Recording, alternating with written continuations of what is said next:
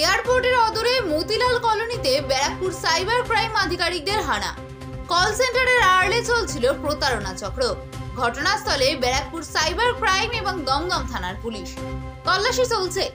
ছাদের জলের ট্যাঙ্ক থেকে উদ্ধার করা হয়েছে 2 ব্যাগ মোবাইল এবং প্রচুর কাগজপত্র।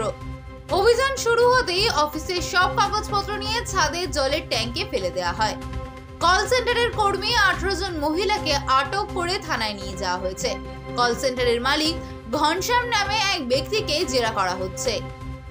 স্বল্প মূল্যে কিনতে চান পুরাতন হাই কোয়ালিটির ফোন বা বেশি দামে বিক্রয় করতে চান নিজের পুরনো মোবাইল, কিন্তু কোথায় কিভাবে তা করবেন বুঝতে পারছেন না? এবার চিন্তার ভাগ সকাল থেকে সরিয়ে ফেলুন। Dumdum 76/A Jaipur road Gangotri apartment mobile plaza এনেছে আপনাদের জন্য দুর্দান্ত অফার, যেখানে খুব সহজেই আপনারা পুরনো ফোন ক্রয় এবং বিক্রয় করতে পারবেন। তাই আর দেরি না করে চলে আসুন আমাদের স্টোরে।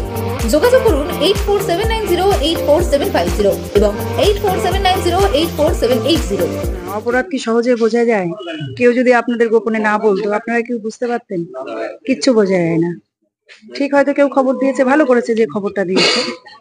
আমি তো এই এতদিন তো বাস করছি মোটামুটি, আমি তো এদিক দিয়েও যাতায়াত করি এদিক দিয়েও যাতায়াত করি, যেহেতু বাড়ি বাড়ি টিউশন করি। আমি নিজেও তো কিছু জানি না, কিন্তু এই হঠাৎ পুলিশ গাড়ি দেখার পরে তারপরে এখন সমস্ত কিছু বুঝতে পারলাম। প্রচুর পুলিশ এসেছে, আসাটা তো উচিত।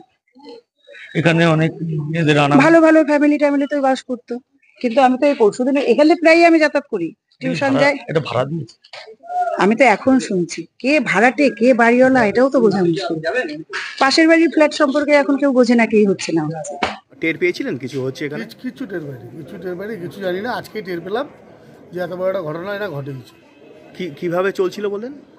ওরা এমনি চলছিল, কল সেন্টার বলে চলছিল, আর কিছু নেই। মানে আপনারা জানেন যে কল সেন্টার চলছিল, কোনো ডিস্টার্ব ছিল না, কারোর কোনো ডিস্টার্ব নেই, কাউকে ডিস্টার্ব করছিল না, ওর মতো কাজ করছিল, কোনো ডিস্টার্ব ছিল না। আজকে হঠাৎ টের পেলাম এরকম ঘটনা ঘটেছে।